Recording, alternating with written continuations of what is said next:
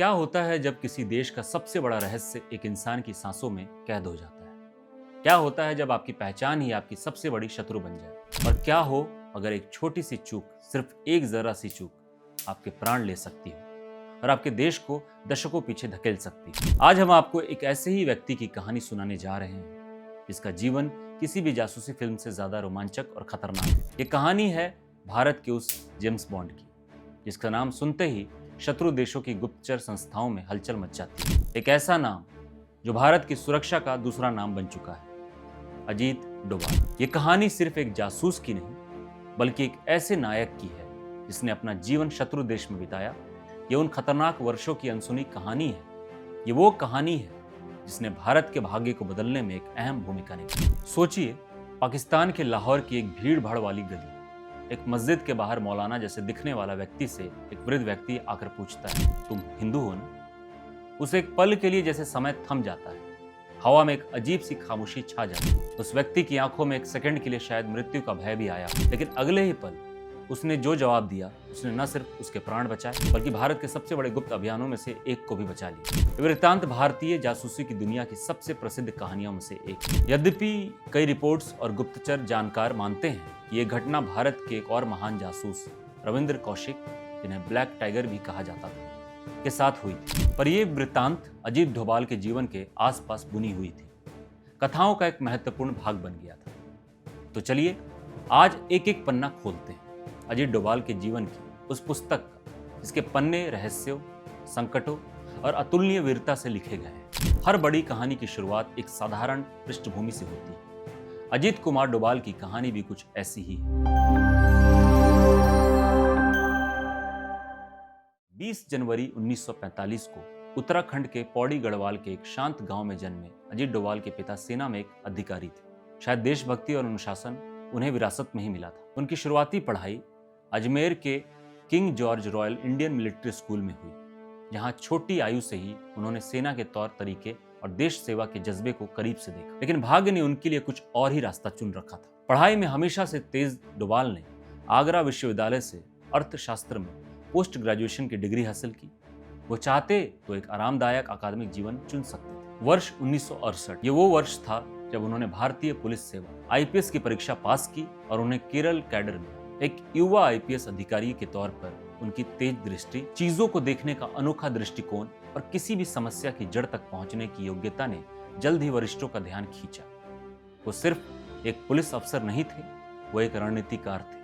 वो सिर्फ अपराध नहीं पकड़ते थे, वो अपराध के पीछे की मानसिकता को समझते थे। यही वो गुण थे जिनकी भारत की सबसे प्रतिष्ठित गुप्तचर संस्थान इंटेलिजेंस ब्यूरो आईबी को खोज थी। पुलिस की वर्दी में कुछ ही साल बिताने के बाद डोभाल को देश की आंतरिक सुरक्षा संभालने वाली संस्था आईबी के लिए चुना गया था। यह उनके जीवन का एक बड़ा मोड़ था। अब उनका काम सिर्फ कानून व्यवस्था बनाए रखना नहीं था, बल्कि देश को उन संकटों से बचाना था जो दिखाई नहीं देते। ये एक ऐसी दुनिया में उनका पहला कदम था जहां परछाइयां बोलती हैं और खामोशी सबसे बड़ा शस्त्र होती है। ये एक पुलिस अधिकारी से स्पाई मास्टर बनने की यात्रा की शुरुआत थी। एक जासूस की असली परीक्षा कागजों पर नहीं, बल्कि धरातल पर होती है।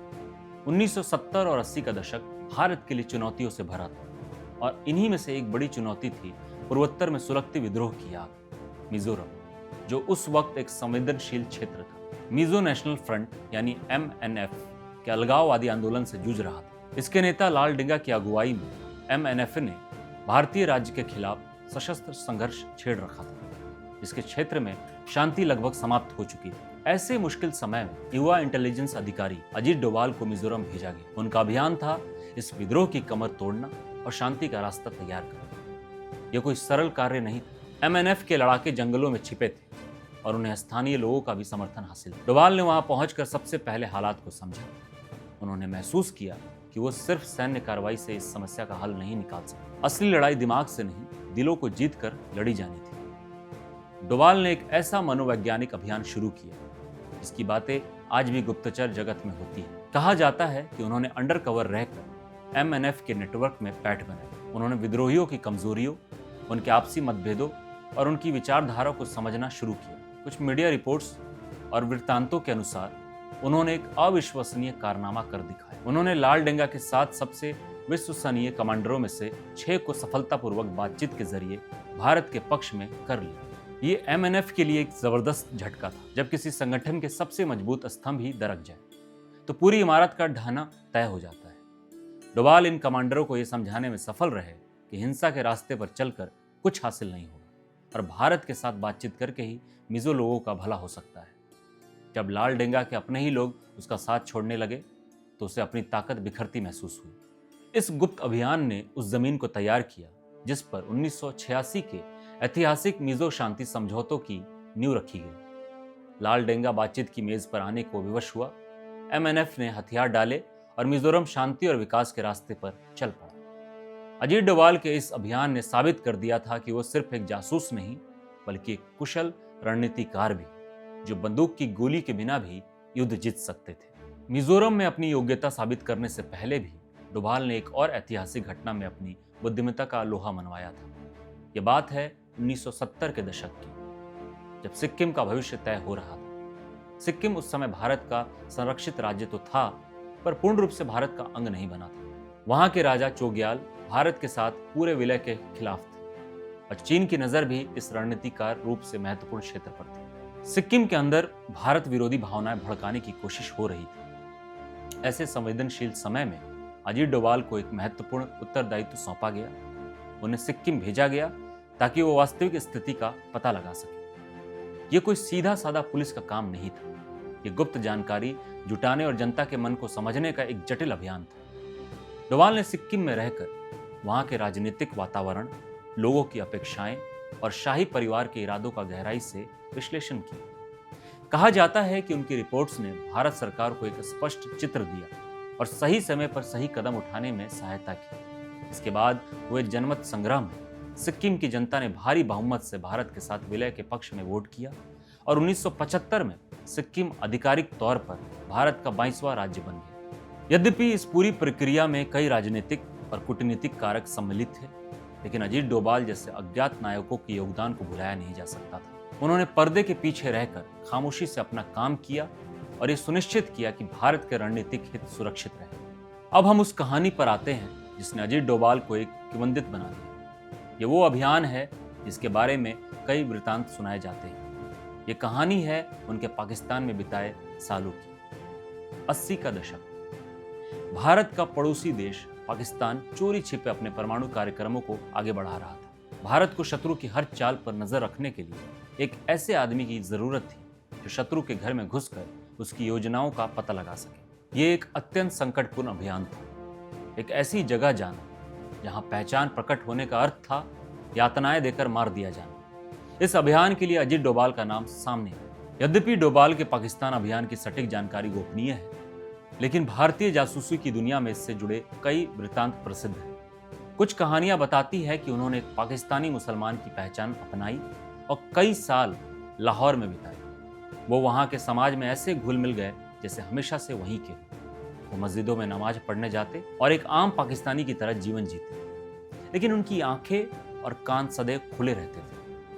इसी दौरान वो घटना घटी जिसका उल्लेख हमने शुरू में किया था। ये कहानी अक्सर डोभाल से जुड़ी जाती है, लेकिन कई विशेषज्ञ इसे भारत के एक और महान जासूस रविंद्र कौशिक की कहानी मानते हैं, जिन्होंने नबी अहमद शाकिर के नाम से सालों पाकिस्तान में बिताए। कहानी के मुताबिक जब मस्जिद के बाहर एक वृद्ध ने उन्हें टोक कर उनके हिंदू होने के बारे में पूछा तो उनके तुरंत उत्तर दिया, हाँ था पर अब मुसलमान। इस पर उस वृद्ध ने उन्हें गले लगाया और परामर्श दिया कि कान छिदवाने का निशान मिटाने के लिए सर्जरी करवा लें। यह घटना बताती है कि वो जासूस कितने संकटपूर्ण वातावरण में काम करते थे, जहां एक छोटी सी चूक प्राण ले सकती थी। उनके पाकिस्तानी अभियान से जुड़ी एक और रोमांचक कहानी पाकिस्तान के परमाणु कार्यक्रम की जासूसी की। कथाओं के अनुसार कहूटा के परमाणु प्लांट की जानकारी निकालने के लिए भारतीय जासूस ने एक नाई की दुकान खोल ली। जब प्लांट में काम करने वाले वैज्ञानिक बाल कटवाने आते तो वो चुपके से उनके बालों के नमूने इकट्ठा कर लेते। इन बालों को जब जांच के लिए भारत भेजा गया तो उनमें रेडिएशन के अंश मिले, जो पाकिस्तान के परमाणु कार्यक्रमों का एक बड़ा सबूत था। ये कहानी चाहे वो डोभाल की हो या कौशिक की, भारतीय जासूसों के उस अदम्य साहस और असाधारण सोच को दर्शाती है जिसके लिए वो जाने जाते हैं। 7 साल ये सिर्फ गुप्त जानकारी इकट्ठा करने का अभियान नहीं था, ये धैर्य, साहस और देशभक्ति का एक उदाहरण था। जब डोभाल अपना कार्यक्रम पूरा करके भारत लौटे तो अपने साथ वो बहुमूल्य जानकारी लाए थे जिसने भारत की सुरक्षा नीति को हमेशा के लिए बदल दिया। पाकिस्तान से लौटने के बाद भी अजीत डोभाल के लिए चुनौतियां कम नहीं हुई। 1984 आते आते पंजाब में अलगाववाद अपने चरम पर था। जरनैल सिंह भिंडरावाले और उसके सशस्त्र साथियों ने अमृतसर के स्वर्ण मंदिर को अपना ठिकाना बना लिया। सरकार को एक्शन लेने से पहले अंदर की सटीक जानकारी चाहिए थी। कितने चरमपंथी है, उनके पास कौन से हथियार है और उन्होंने कहां कहां अपने पोजीशन ले रखी है। ये एक और असंभव सा लगने वाला अभियान था। स्वर्ण मंदिर परिसर में घुसना और चरमपंथियों का विश्वास जीतकर जानकारी निकालना मृत्यु को निमंत्रण देने जैसा था। एक बार फिर इस काम के लिए अजीत डोभाल को चुना गया। कई मीडिया रिपोर्ट्स और कहानियों के अनुसार डोभाल ने एक रिक्शा चालक का वेश बदला और किसी तरह स्वर्ण मंदिर परिसर में घुसने में कामयाब हो गए। उन्होंने चरमपंथियों से संपर्क साधा और उन्हें विश्वास दिलाया कि वो उनके समर्थक हैं। उन्होंने लंगर में सेवा की, लोगों से बातचीत की और धीरे धीरे उनका विश्वास जीत लिया। कई दिनों तक अपने प्राण संकट में डालकर डोभाल ने स्वर्ण मंदिर के अंदर का पूरा नक्शा अपने दिमाग में उतार लिया। उन्होंने मशीन गनों की पोजीशन, स्नाइपर्स के ठिकाने और चरमपंथियों की संख्या का सटीक अनुमान लगाया। ये जानकारी सोने से भी ज्यादा कीमती थी। जब उन्हें लगा कि उन्होंने पर्याप्त जानकारी एकत्र कर ली है तो वो चुपचाप वहां से निकल आए और सारी गुप्त जानकारी भारतीय सेना को सौंप दी। यद्यपि इस ऑपरेशन में उनकी सटीक भूमिका के आधिकारिक अभिलेख सार्वजनिक नहीं है, लेकिन ये माना जाता है कि उनके द्वारा जुटाई गई गुप्त जानकारी सेना के लिए ऑपरेशन ब्लू स्टार की योजना बनाने में अत्यंत महत्वपूर्ण थी। 90 का दशक शुरू होते होते कश्मीर में आतंकवाद सिर उठा रहा था। पाकिस्तान समर्थित आतंकवादी संगठनों ने घाटी में भय का वातावरण बना लिया था। ऐसे में सरकार ने एक बार फिर अपने सबसे विश्वसनीय गुप्तचर अधिकारी अजीत डोभाल की ओर देखा। डोभाल को कश्मीर भेजा गया। उन्होंने वहां एक नई रणनीति पर काम करना शुरू किया, जिसे कांटे से कांटा निकालने की नीति कहा जा सकता है। उन्होंने समझा कि कई युवा पथभ्रष्ट होकर हथियार उठा लेते हैं। डोभाल ने इन आतंकवादियों से संपर्क साधना शुरू किया और उन्हें मुख्य धारा में लौटने के लिए प्रेरित किया। उनकी इस रणनीति का सबसे बड़ा उदाहरण था कुकापर।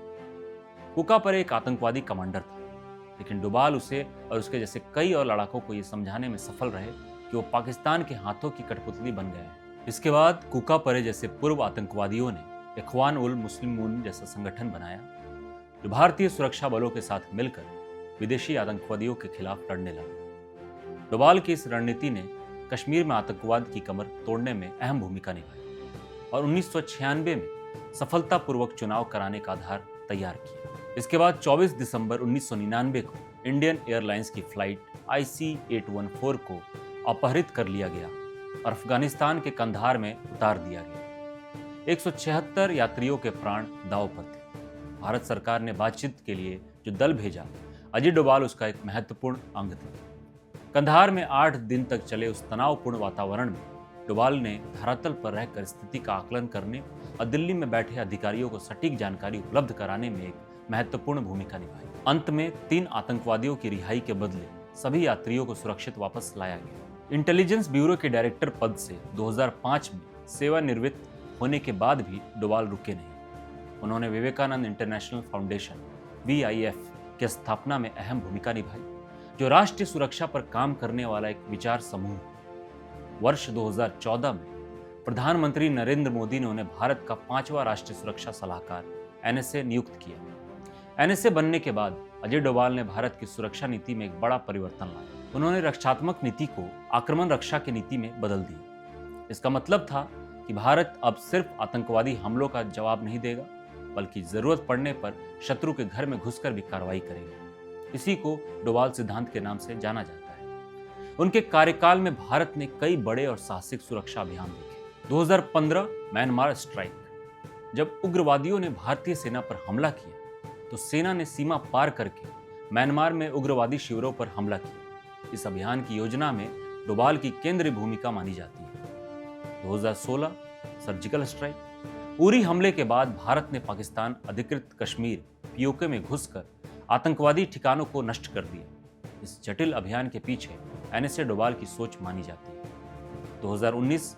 बालाकोट एयर स्ट्राइक, पुलवामा हमले के जवाब में भारतीय वायुसेना ने पाकिस्तान के बालाकोट में जैश-ए-मोहम्मद के आतंकवादी शिविर पर हवाई हमला किया। इन सभी अभियानों में NSA डोभाल ने प्रधानमंत्री के प्रमुख सलाहकार के तौर पर रणनीति बनाने और सभी संस्थाओं के बीच समानता स्थापित करने में केंद्रीय भूमिका निभाई। आज उन्हें भारत का चाणक्य कहा जाता है, जो पर्दे के पीछे रहकर देश की रक्षा के लिए नीतियां बनाता है। अजय डोभाल की कहानी सिर्फ कुछ जासूसी अभियानों की कहानी नहीं है, ये एक ऐसे व्यक्ति की कहानी है जिसने अपनी पूरी जिंदगी भारत की सुरक्षा के लिए समर्पित कर दी। उनकी असाधारण सेवाओं के लिए अजय डोभाल को कीर्ति चक्र से सम्मानित किया गया। यह भारत का दूसरा सबसे बड़ा शांतिकालीन वीरता पुरस्कार है। सबसे महत्वपूर्ण बात यह है कि वो भारत के पहले पुलिस अधिकारी हैं जिन्हें यह सम्मान मिला, जो सामान्यतः सैन्य कर्मियों को उनके साहस के लिए दिया जाता है।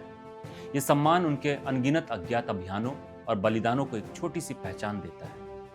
एक छोटे से गांव से निकलकर एक आईपीएस अधिकारी बनने, फिर एक गुप्तचर बनने और अंत में देश के राष्ट्रीय सुरक्षा सलाहकार के पद तक पहुंचने की उनकी यात्रा किसी प्रेरणा से कम नहीं है। अगर आपको भारत के इस नायक की कहानी पसंद आई और इसने आपके दिल में गर्व की भावना जगाई, तो इस वीडियो को लाइक करें। इस कहानी को हर भारतीय तक पहुंचाने के लिए अपने दोस्तों और परिवार के साथ साझा करें और भविष्य में ऐसी ही और प्रेरणादायक कहानियों के लिए हमारे चैनल को सब्सक्राइब करना ना भूलें। नीचे टिप्पणियों में जय हिंद लिखकर अजय डोभाल जैसे नायकों को हमारा सलाम पहुंचाएं। अजय डोभाल का जीवन भारत की सुरक्षा के लिए समर्पित एक अद्भुत महागाथा है। उन्होंने अपने साहस, बुद्धिमत्ता और देशभक्ति के बल पर शत्रु की जड़ों में जाकर भारत की रक्षा की। पाकिस्तान में गुप्त अभियानों से लेकर आतंकवादियों के गढ़ में घुसकर जानकारी लाने तक हर मोर्चे पर उन्होंने अपने प्राण संकट में डाले। उनका जीवन हमें सिखाता है कि देशभक्ति केवल शब्द नहीं बल्कि कर्म है। ये वो बलिदान है जो एक गुप्तचर एक झूठी पहचान के पीछे छिप कर देता है। अजय डोभाल ने सिद्ध किया कि एक सच्चा नायक वही है जो खामोशी से अपना काम करता है और हर चुनौती का अवसर में बदल देता है। उनकी कहानी हर भारतीय के लिए एक प्रेरणा है। जय हिंद।